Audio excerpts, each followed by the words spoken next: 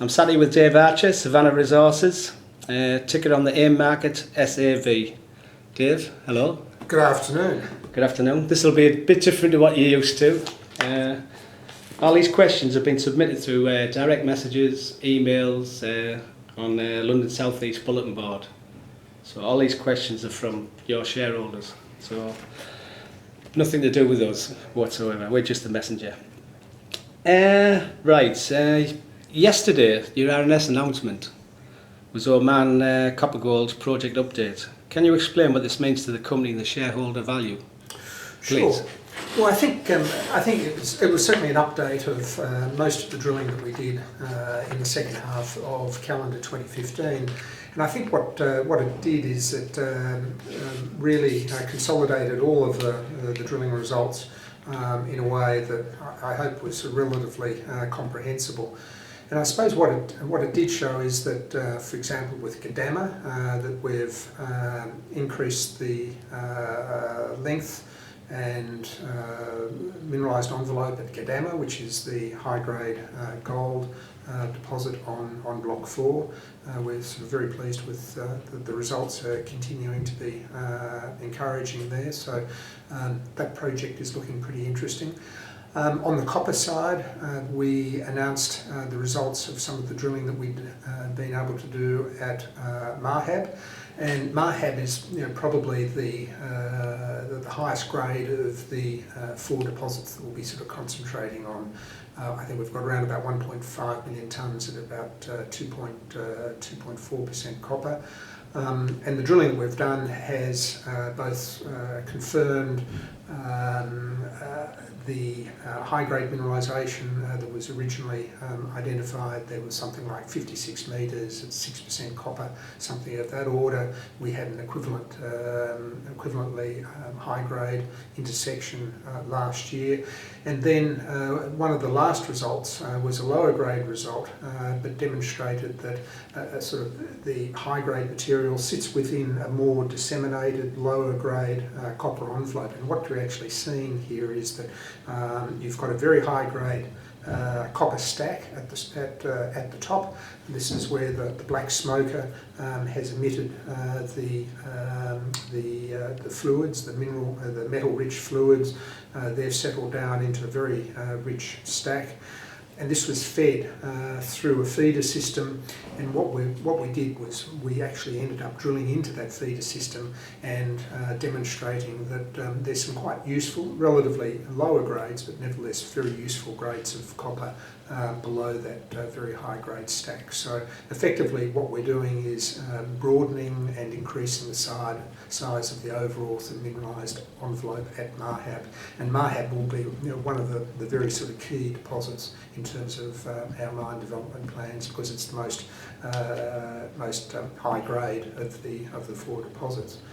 The second major element that sort of came through as a result of the announcement was that we defined further mineralisation in the envelope around the old LaSalle mine. LaSalle historically has been the biggest producer of copper in Oman, and we believe that it hosts a very, very large copper system.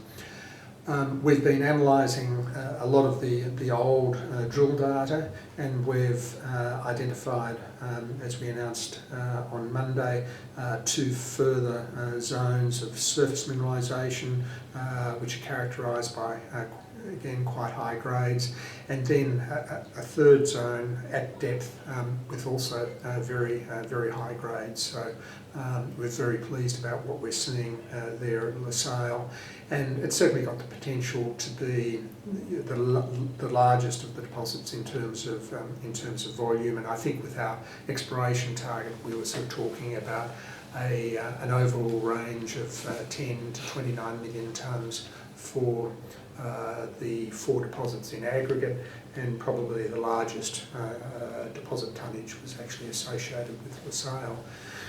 So in broad terms, making very good progress with Gadama and LaSalle, and finally as well, late last year we also just announced that we got some very good results on the Arja deposit as well. This is underground material, but very sort of useful lengths and grades of copper mineralisation.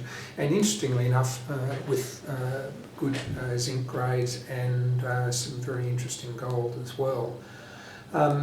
The thing about gold is that in terms of the historical drill data set, there was limited to no analysis and assay for gold, so we think there's a real possibility of there being a quite valuable gold byproduct associated particularly with the Arja copper mineralisation. So, yeah. So sort of quite That's interesting, isn't it? Yeah, quite an interesting sort of element. So in our overall exploration target, I think we were looking at an average grade of around about, or a highish grade of around about 0.4 grams per tonne, which would be very sort of useful.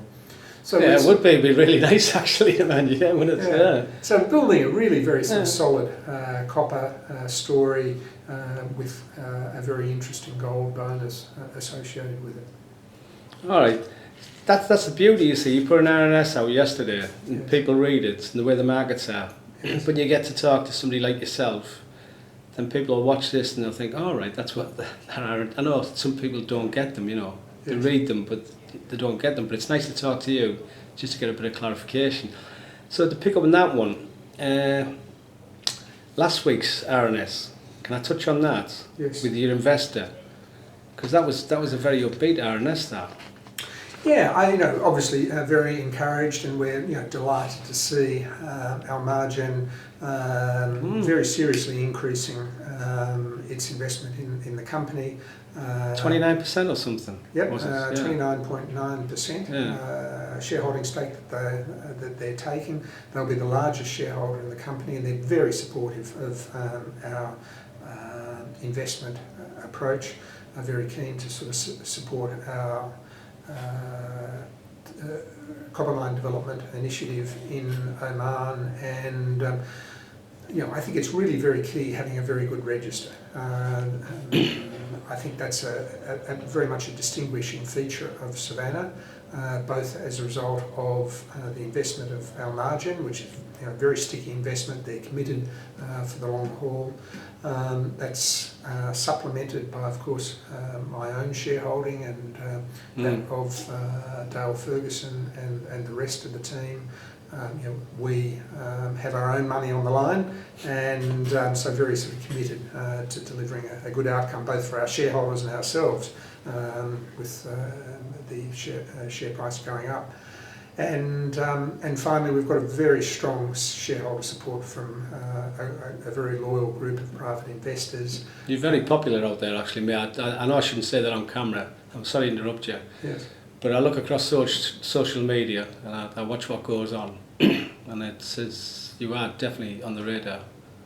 That's for sure, I would say. Yeah, well, we're very keen on sort of reaching out, as they say these days, to our investors, and we sort of maintain a very sort of close dialogue with our shareholders, and try to have a very sort of active program of engagement via social media as much as one can, with both particularly with Twitter. So the next, just to finish off on that one. Obviously, we were talking about the investment there, and one of the questions is, are they happy to fund a company working in Mozambique, or will SAV be looking to spin the Moz and Oman assets into different companies? Well, certainly our margin are very interested in Mozambique. They sort of recognise the potential there, and of course it's a world-class mineral sands province there on the coast of Mozambique, and Rio Tinto has defined a very large deposit with an exploration target, I think, between 7 and 12 billion tonnes of heavy minerals. So that's a lot of mineralisation. Staggering. So our margin certainly identified the appeal from their point of view of Mozambique, and certainly very supportive of that initiative on our part, and of course just waiting for government approvals there. In terms of their long-term position, they're certainly very solidly in there at 29%. I think that they're keen on nurturing the company, nurturing the management team. They believe that we've got the skill set and the drive and the capability of delivering the outcomes that we've enunciated. Yeah, it's definitely it was a good RNS. Are you happy with the current shareholder register, and what is your estimated free float of shares to the public, please? I think, in terms of a free float, I think when you add up both our margin shareholding, that of 2 or 3 of the larger private investors, and of course the executive staff as well, I think you're sort of talking about 35 to 40%. At least, with that very sort of simple arithmetic, and having regard to probably sort of a few other shareholders with a long-term commitment, I think you'd have to sort of say at least 50% of the free float is not going to see the light of day, which sort of dramatically sort of limits the number of shares that you might see on the market. So I don't want to limit it too much, and I think one of the great things about Savannah is that it enjoys very good liquidity. This is not a stock where you trade by invitation only. We customarily trade many millions of shares per day, and I think that's another very good reason for investment in the company. If you want to buy, well, you can buy, and if you want to sell, well, you can sell.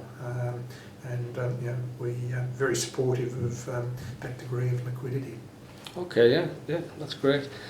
After the recent funding announcements to Cornerstone Local Omani Investor Fund, do you foresee any future dilutive fundraising required before project finance, assuming all goes to plan? Well, we should be pretty well right with the current level of funding for the rest of this year. So clearly there are further capital requirements in terms of taking Oman forward into production, but there are a number of streams of finance that would be available to fund that. Everything from private equity, and they're literally billions of dollars on the sidelines in specialist resource investment funds or private equity funds looking for good destinations to invest their money. So we have been and will continue to talk to some of those funds. There's a recently established specialist resources fund in Oman as well, which is called Mineral Development Oman, which has been put together by 4 of the major sovereign wealth funds in Oman. MDO is specifically mandated to invest in Omani projects, so they're another potential source for sort of follow-on investment and follow-on financing.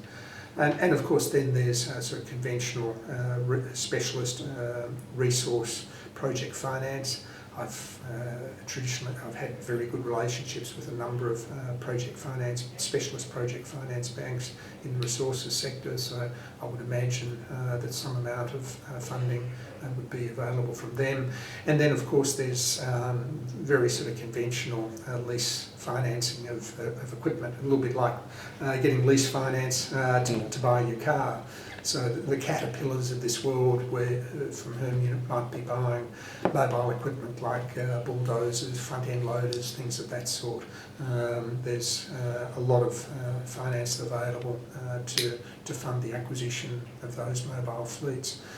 So, whilst the equity market clearly is somewhat subdued at the moment, there are other sources of capital which we believe will provide us with the ability to take these projects forward into development in a well-funded way. I've got to ask this question. I've spoken to a couple of companies over the last month, mining companies. Yes. And the cycle seems to be changing for the mining companies. It seems to be turning. If you look at the price of gold in Australia, I don't know if it's too soon, but what's your opinion on that at the moment today? The cycle. Do you think we're near the bottom, or do you think the upturn's coming, or? Do you have any views on that? Yeah, well, you know, when you think the peak of the cycle was 2010, 2011, we're 2016 now, so we're effectively sort of 5 years into sort of the down part of the cycle. We're certainly getting closer to the end of the down part of it all, and generally the commodity price cycles, you know, have quite you know, a very sort of broad in amplitude. So it's probably another 2 or 3 years, I would have thought, you know, before things start clearly moving out into a much more sort of buoyant pricing environment. But I suppose what we're doing is designed to deliberately sort of coincide with what we believe will be an uptick in the price cycle. That's what I was driving at, Yeah, there's no point in making a decision to develop a mine in 2020 and take another 3 years or so or 4 years or whatever it is to bring it into production. Yeah. You know, the cycle, you know, it's passed you by. Might have passed you by. Yeah. And I think, you know, the time to make decisions to develop mines is at the bottom of the cycle where we are at the moment, so that you can actually sort of present new mines, new producing mines, at the initial part of the uptick of the mining cycle, enjoy the benefits of producing copper and getting a higher and higher price each month.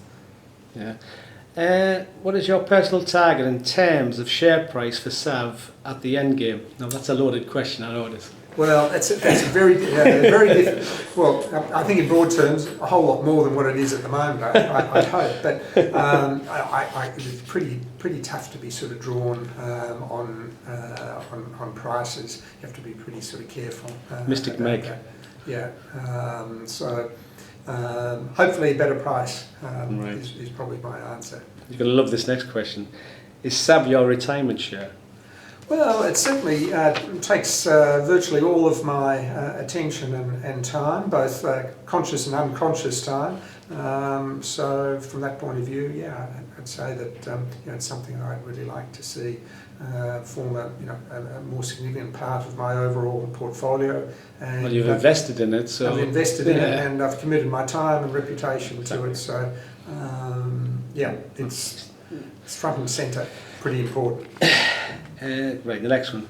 Can you go into some detail on how you've done this kind of project before, brackets, i.e. turning small companies to big ones, close brackets, and do you believe SAV will do a similar thing or better?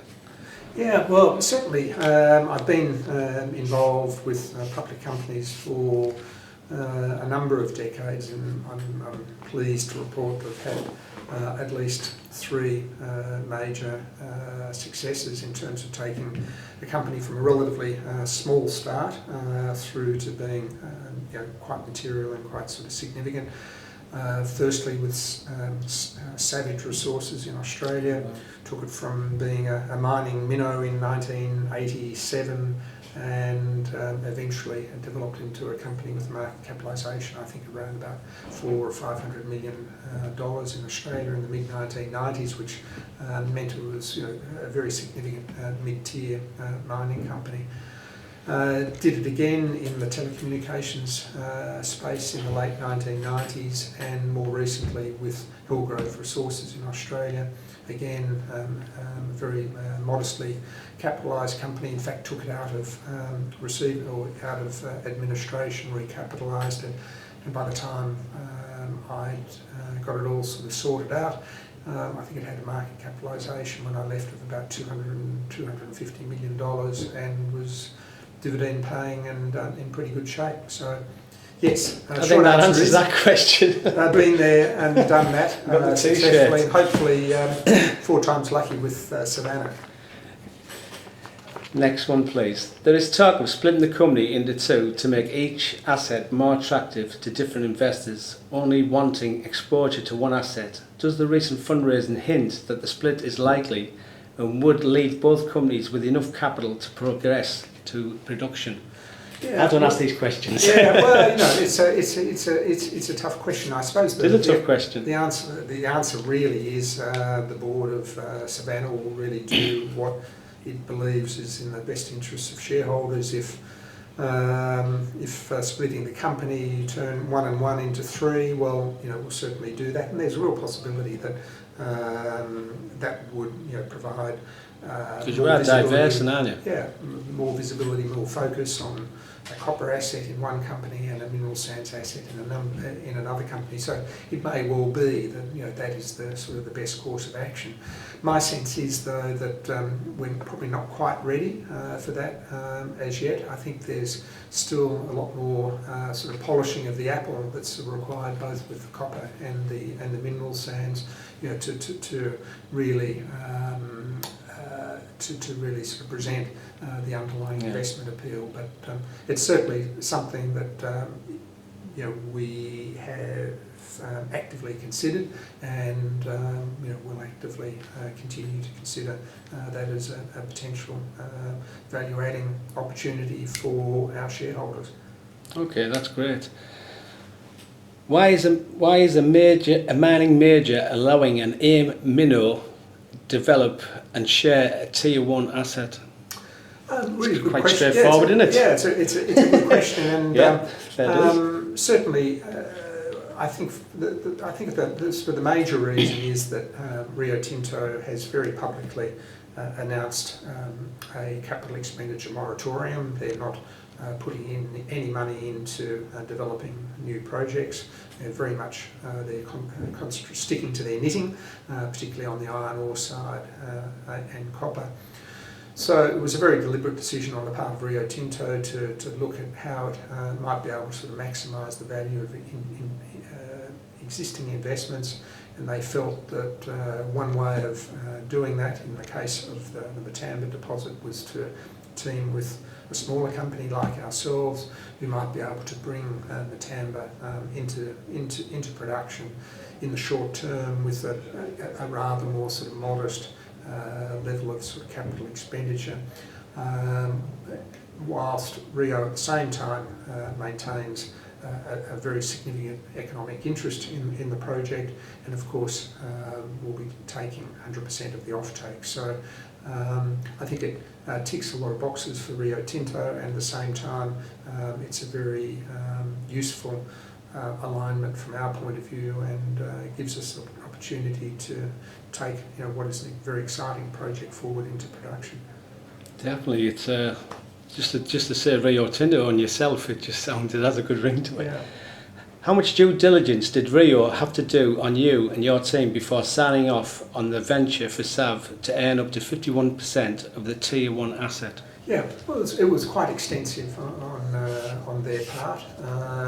We had negotiations and discussions over almost 2 years, so we got to know each other very well as a result of that. So formed very effective working relationships with the Rio Tinto people, and of course there was very extensive due diligence undertaken by Rio Tinto on ourselves, and ditto on our part with the Matamba asset. So both of us have got a very good understanding of the counterparty and of the asset. All right, that's great. How much work gone on in Moz that is waiting on the JV sign-off to be released, i.e. initial JORC or scoping study? Yeah, well, we've certainly done some amount of work in the background. We're still waiting for the final sign-off from the Mozambican government, but we've been doing continued desktop studies in the background, so that when we do get the approval, we'll be able to hit the ground running and move straight into further resource evaluations with drilling, and move pretty quickly into launching an initial scoping study that will really help sort of define the financial sort of framework and how this thing might roll out. Oh, that's great. How big is the Moz Heavy Metal Sands project?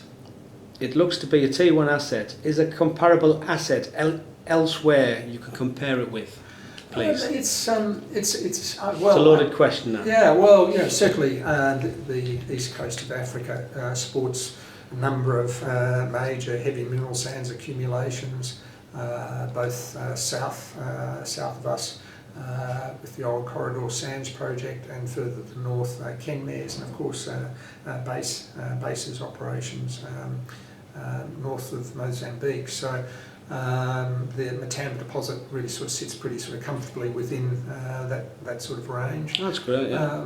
Yeah, it's a very, I suppose what we have at Matamba is relatively characteristic of other large mineral sands deposits along the east coast of Mozambique, particularly being ilmenite dominant. So it looks quite a good play then, really. Yeah, and again, yeah, like all of these commodities, I think we've sort of seen mineral sands go into a down phase. I think mineral sands went into a price reduction phase a little bit earlier than, say, oil or the base metals, and I'd sort of think that we've already sort of seen a supply response in relation to that, and I think mineral sands will probably come out the other end a little bit more quickly than, say, the iron ores or coals. So, and my experience, having observed mineral sands prices over a number of decades, is that whilst they can track pretty low, they can also track really very high. And if you get your timing right and you're producing at that time when mineral sands prices are at near record highs, there's just the cash generative ability of these projects is really quite enormous. I think that's the thing with yourself as well, because of your industry experience over all the decades. Mm-hmm. You've actually this is your life, so to speak. Yeah. So what you're saying there makes perfect sense, because you've studied these markets, you're doing this business. Mm-hmm. So I just thought, it just isn't it? It's crazy. Like, you meet some other companies and they're doing other stuff, but you guys, especially yourself, Yes. for your CV. Yes. It's your industry. You know it. You know been the doing industry. it for a few years. Yeah, so you've got a bit of experience. The capital startup cost for Moz has been speculated to be quite low.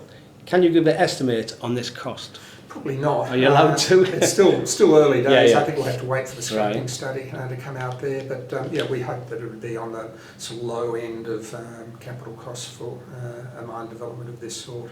Okay. So, it'll be modest in scale and, Right. and modest in terms of costs, but hopefully we'll be producing a sort of, we'll be mining high-grade material, and it'll have very good economic outcomes. All right.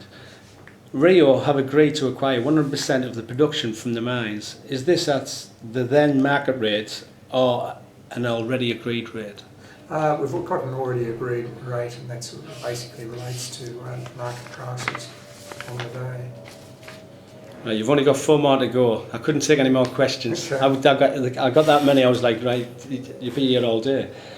How much do you estimate was spent by Rio on their exploration that we have been given technically for nothing? Yeah, certainly there's an enormous sort of legacy database of drill data, metallurgical test work data, some baseline data that's been done sort of generally on things like port facilities, capacities, water, power, all of those sorts of things. So haven't really put a number on it. Infrastructure, so to speak, around, but sure. There's certainly been a very significant investment by Rio Tinto over time, and much of that information is available to us, and that information allows us to, if you like, sort of fast track our economic assessment, and perhaps pull together a... It's a good position to be in, actually. Yeah, absolutely. It's a very good position. And it's a consistent theme that runs through both our Oman and Mozambique assets. We're looking to work off very large legacy databases that both save us a lot of time. It might take 2 or 3 or 4 or 5 years to undertake an equivalent level of drilling. So it both saves time, and also, of course, it saves a lot of money having to... Definitely, obviates the need to do that. So, excuse me. So that's a common theme, and I think the other common theme between both of these projects is that they both sit within settings which are relatively well served in terms of infrastructure, particularly so in Oman, being 30 or so kilometres from the export port of Sohar. literally power lines going overhead, a very able local workforce.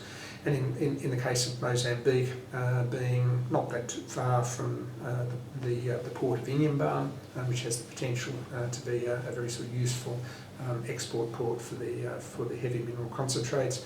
Nearby power, the good EN1, which is the major national highway that runs north-south in Mozambique, runs right through our tenement area, and good local communities who could provide the workforce for Oman development. So, we won't be putting in an enormous amount of infrastructure to get these projects going, and that will help to reduce the overall sort of sunk cost and enhance the overall economic returns. No, thanks very much. That's great. That. How much money did the legacy database of drill holes in Oman save, and how many years did it save? Similar sort of thing, isn't it, really? Yeah, similar sort of thing, but probably tens of millions of dollars, and quite a 2, 3, 4, 5 years worth of work. Yeah, unbelievable. Oman again, sorry. Yes. Oman is a British outpost. Do you have any ex-British politicians on your directors' board? No, we don't, but we've got very good relationships in country.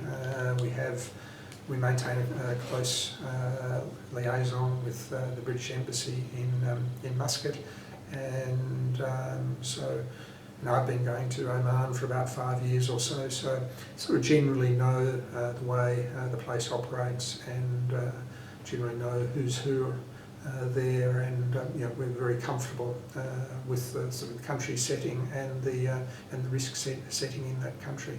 But I think one of the key advantages we do have is that we're a British company, and the UK and Oman have a very effective and cordial and long-term relationship. So I think that can only help our company, and we're very sort of keen on contributing to Oman, both with investment and jobs, and we think in our own small way that will sort of really help to sort of further facilitate the relationship between the United Kingdom and the Sultanate. Right, thank you. Second last one. Some would say that now very healthy sum cashes that SAV has is more than enough to get each project to a point we can look at project financing. Is there something else in the pipeline that this money is earmarked for? No, it's really pretty much exclusively for Mozambique and Oman, and we'll certainly employ it very sort of cautiously, and really try and generate as much value and as much of a value multiplier out of every pound that we deploy. Although I must admit we've converted a lot of it already to US dollars. All right. Which ended up probably being a relatively wise decision in regard to the performance of the British pound in the last few days. I won't digress about the euro, but that's another story. The final question, and by the way, thanks very much, David, for taking your time out today. It's been much appreciated, and I'm sure when people watch the video, your answers, they're very honest and helpful. Thank you. Right, Sav, what are your short-term aims to attract new investors? Your short-term aims. Well, and not the PR spin, please. Yeah, well, I suppose really getting out there and telling people what we're about. I think what we're doing in Oman makes enormous sense. There are not that many companies with a project like this, with the sort of the capital expenditure characteristics that it has and the high grade nature of it. So I think it provides a compelling investment opportunity for investors. I'm very keen to get out there and tell people about it because I think it's a good news story. And ditto. You're talking to us today. Yeah, and it's very well supported by the Mozambique story as well, which I think has enormous potential. So, I think what we've got is has a lot of merit, so I think enunciating that story I think will be very sort of key from the value proposition point of view. And of course, we're going to maintain quite a high tempo of activity, specifically in Oman. I think there'll be a number of milestone achievements over time, basically outlining or increasing the mineral resource for Oman. We'll probably be looking at providing more definition around the financial metrics of the mine development, applying for mining leases, and sort of keeping the market informed as to how all of that is actually sort of progressing along. So a lot of milestone features, I think, that we'll be able to point to over the course of the rest of the year, and of course Mozambique sliding in, hopefully in coming months on the back of Mozambican government approval. No, that's great. And by the way, truly, thanks very much for your time, because we get sent questions all the time, but you had a lot of questions, and I know people are watching this and they'll know the questions they submitted today, but I couldn't put them all in because I've took over half an hour of your time. Oh, that's okay. So I apologise to the viewers whose questions aren't in there, but like I said, all these are genuine questions from people, so they'll be really happy in there. Thanks very much for your time. You're a gentleman. Yeah, Thank thanks, you. Alex. Thanks very much.